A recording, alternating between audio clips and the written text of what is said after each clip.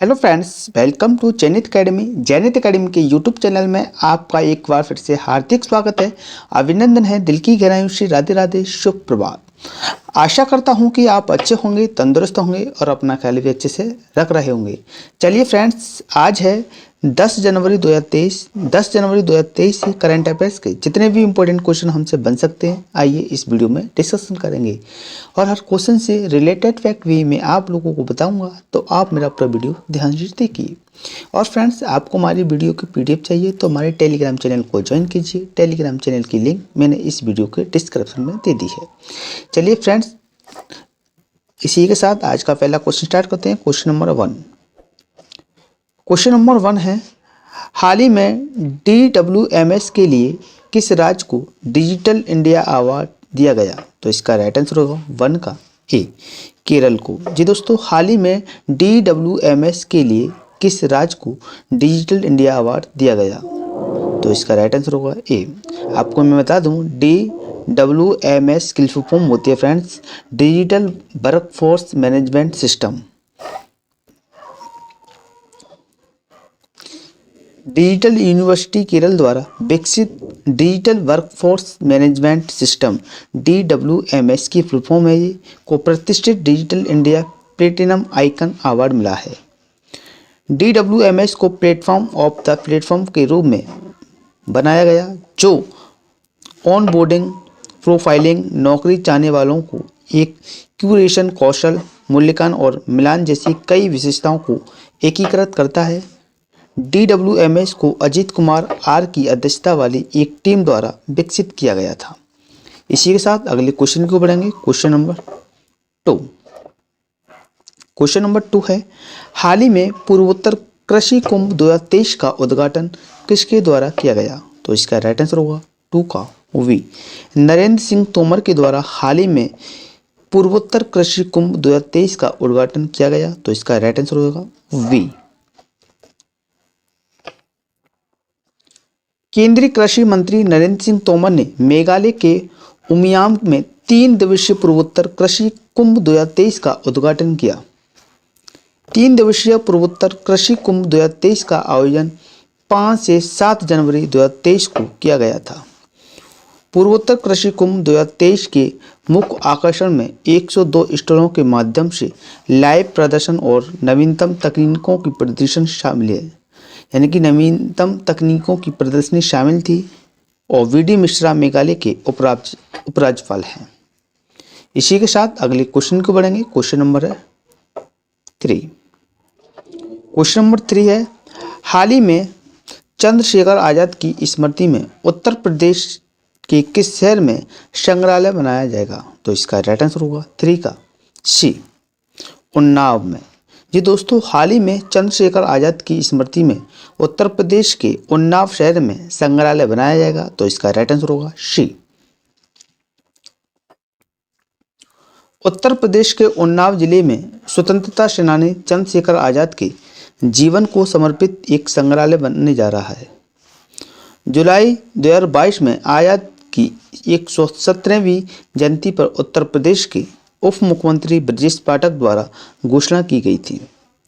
संग्रहालय उन्नाव जिले के बदरका गांव में बनाया जाएगा, जो स्वतंत्रता सेनानी की जन्मस्थली भी है। इसी के साथ अगले क्वेश्चन को बढ़ेंगे। क्वेश्चन नंबर 4 है, हाल ही में यूथ फेस्टिवल में ओवरऑल चैंपियनशिप किस यूनिवर्सिटी ने जीती है?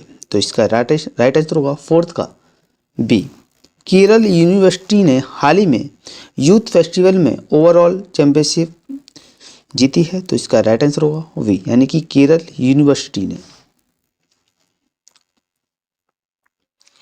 केरल विश्वविद्यालय ने तिरुपति में 36वें inter university south zone youth festival में ओवरऑल चैंपियनशिप जीती।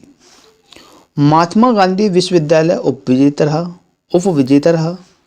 प्रसिद्धि भरतनाट्यम और कुचिपुड़ी नृत्यांगना आलेख्य पुंजाला इस कार्यक्रम की मुख्य अतिथि थी।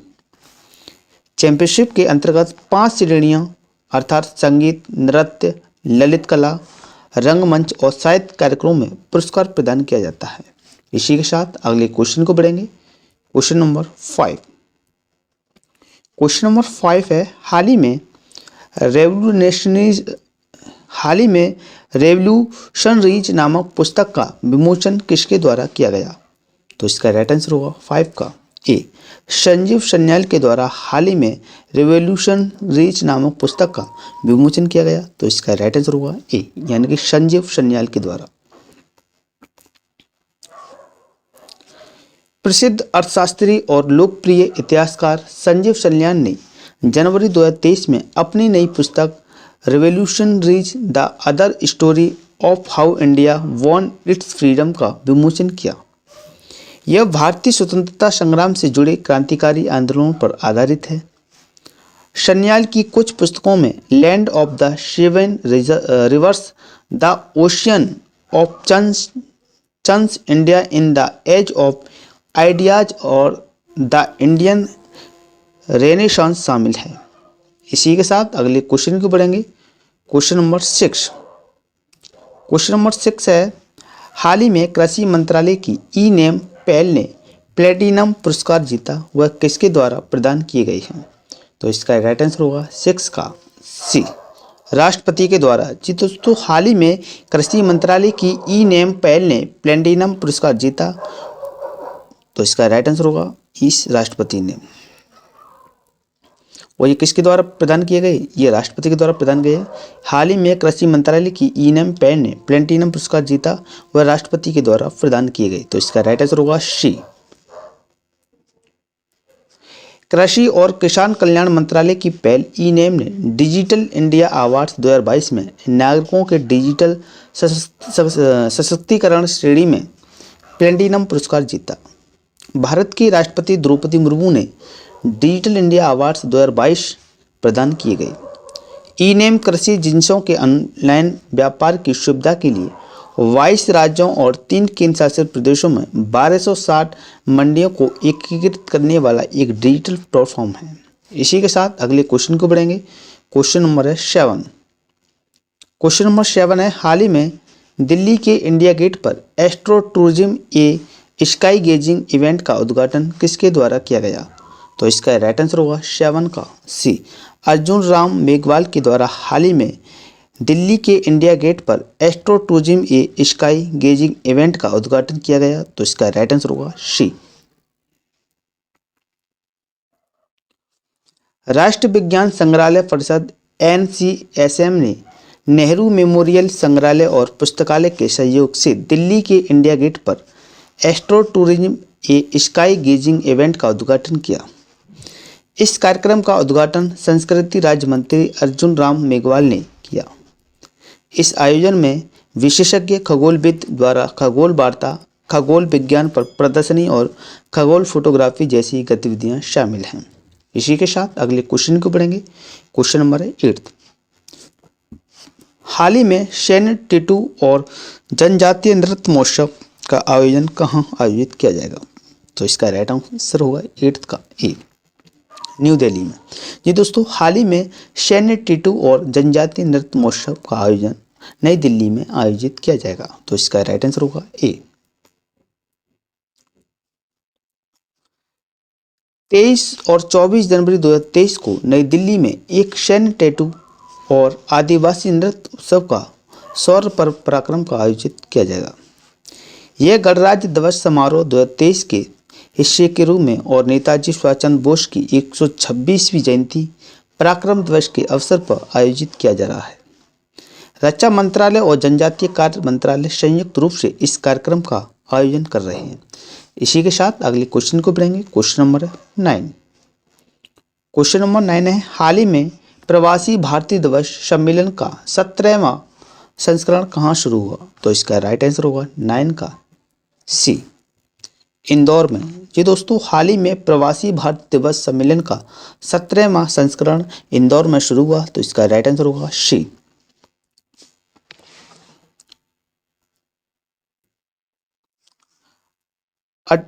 8 जनवरी 2023 को मध्य प्रदेश के इंदौर में प्रवासी भारतीय दिवस सम्मेलन का 17वां संस्करण शुरू हुआ। 2023 के आयोजन की theme diaspora reliable partners for ideas progress in Amritkaal है। गुयाना गणराज्य के राष्ट्रपति डॉक्टर मोहम्मद इरफान अली मुख्य अतिथि हैं और सूरीनाम गणराज्य के राष्ट्रपति चंद्रिका प्रसाद संतोखी इस कार्यक्रम के विशिष्ट अतिथि हैं। इसी के साथ अगले क्वेश्चन की ओर बढ़ेंगे। क्वेश्चन नंबर है 10। क्वेश्चन नंबर 10, हाल ही में किस राज्य के पूर्व राज्यपाल केसरीनाथ त्रिपाठी का निधन हो गया? तो इसका राइट आंसर होगा 10 का सी, उपयुक्त दोनों। जी दोस्तों, पश्चिम बंगाल और बिहार के पूर्व राज्यपाल रह चुके केसरीनाथ त्रिपाठी का निधन हो गया। तो इसका राइट आंसर होगा सी, उपयुक्त दोनों। बंगाल और बिहार के पूर्व राज्यपाल केसरीनाथ त्रिपाठी का 8 जनवरी 2023 को निधन हो गया। वे भारतीय जनता पार्टी के प्रदेश अध्यक्ष थे। उन्होंने 1991, 93, 97 और 2002 और मई 2002 से मार्च 2004 तक उत्तर प्रदेश विधानसभा के अध्यक्ष के रूप में कार्य किया। त्रिपाठी ने इलाहाबाद उच्च न्यायालय में एक वरिष्ठ अधिवक्ता के रूप में भी कार्य किया। इसी के साथ अगले क्वेश्चन को बढ़ेंगे। क्वेश्चन नंबर है 11। हाल ही में केविन मैकार्थी को किस देश की प्रतिनिधि सभा के स्पीकर के रूप में नियुक्त किए गए हैं? तो इसका राइट आंसर होगा ए, अमेरिका। हाल ही में केविन मैकार्थी को अमेरिका देश की प्रतिनिधि सभा के स्पीकर के रूप में नियुक्त किए गए हैं। तो इसका राइट आंसर होगा ए। रिपब्लिकन नेता केविन मैकार्थी को अमेरिकी प्रतिनिधि सभा के स्पीकर के रूप में चुना गया है। वह सदन में हाउस माइनॉरिटी लीडर के तौर पर काम कर रहे थे। मैकार्थी अमेरिकी प्रतिनिधि सभा के 55वें स्पीकर हैं। उन्होंने प्रतिनिधि सभा में डेमोक्रेटिक पार्टी की नेता नैन्सी पेलोसी का स्थान लिया। वह 9 बार अमेरिकी संसद के सदस्य के रूप में चुने गए हैं। इसी के साथ अगले क्वेश्चन को बढ़ेंगे। Question number 12। हाल ही में अंतर्राष्ट्रीय हॉकी संघ ने किस कंपनी को ग्लोबल वर्ल्ड कप पार्टनर बनाया है? तो इसका राइट आंसर होगा 12 का वी, JSW। जी दोस्तों, हाल ही में अंतर्राष्ट्रीय हॉकी संघ ने JSW कंपनी को ग्लोबल वर्ल्ड कप पार्टनर बनाया है। तो इसका राइट आंसर होगा वी। अंतर्राष्ट्रीय हॉकी संघ FIH ने Odisha hockey mains world cup 2023 के लिए JSW ग्रुप के साथ एक साझेदारी पर हस्ताक्षर किए हैं। समूह भारत में ओलंपिक का समर्थन और प्रचार करता है और पूरे देश में एम्पायर इंस्टीट्यूट ऑफ स्पोर्ट में एक ओलंपिक प्रशिक्षण संस्थान बनाया। पुरुषों के लिए FIH के इवेंट का 15वां संस्करण 13 जनवरी से 29 जनवरी तक भारत के ओडिशा में खेला जाएगा। इसी के साथ अगले क्वेश्चन को बढ़ेंगे। Question number 13। हाल ही में भारत फोर्ज ने एरो स्ट्रक्चर के निर्माण के लिए किसके साथ समझौता किया है? तो इसका राइट आंसर होगा 13 का सी, जनरल एटॉमिक्स के दो। जी दोस्तों, भारत फोर्ज ने एरो स्ट्रक्चर के निर्माण के लिए जनरल एटॉमिक्स के साथ समझौता किया है। तो इसका राइट आंसर होगा C. General Atomics Aeronautics System Inc GA-ASI और भारत फोर्ज लिमिटेड ने जनवरी 2023 में मुख्य लैंडिंग गियर घटकों, शव असेंबली और रिमोटली पायलटेड एयरक्राफ्ट की असेंबली के निर्माण के लिए साझेदारी की घोषणा की है। भारत फोर्ज भारत में मेटलर्जिकल जानकारी, डिजाइन, इंजीनियरिंग विशेषज्ञता और निर्माण कौशल का सबसे बड़ा भंडार है। इसी के साथ अगले क्वेश्चन को बढ़ेंगे। Question number 14। हाल ही में NSO की रिपोर्ट के अनुसार FY23 में भारत की GDP कितने प्रतिशत की दर से बढ़ेगी? तो इसका राइट आंसर होगा 14 का ए, 7%। हाल ही में NSO की रिपोर्ट के अनुसार FY 5 ईयर प्लान यानी 23 में भारत की GDP 7% बढ़ने की प्रतिशत की दर से बढ़ेगी। तो इसका राइट आंसर होगा ए। जनवरी 2023 में राष्ट्रीय सांख्यिकी कार्यालय NSO द्वारा पहले अग्रिम अनुमानों के अनुसार वित्तीय वर्ष 2023 में भारत की अर्थव्यवस्था 7.0% के साथ बढ़ने की उम्मीद है। इसने वित्त वर्ष 2022 में भारत की विकास दर 8.7% आंकी थी। इससे पहले आरबीआई ने 2022-23 के लिए वास्तविक सकल घरेलू उत्पाद की वृद्धि दर 6.8% और तीसरी तिमाही में 4.4% और चौथी तिमाही में 4.2% रहने का अनुमान लगाया था। इसी के साथ अगला क्वेश्चन है क्वेश्चन नंबर 15। हाल ही में gem and jewellery domestic council ने किसके चेयरमैन के रूप में चुना गया है? तो इसका राइट आंसर होगा 15 का बी, संयम मेहरा को। जी दोस्तों, हाल ही में gem and jewellery domestic council ने संजय मेहरा चेयरमैन के रूप में चुना है, तो इसका राइट आंसर होगा वी।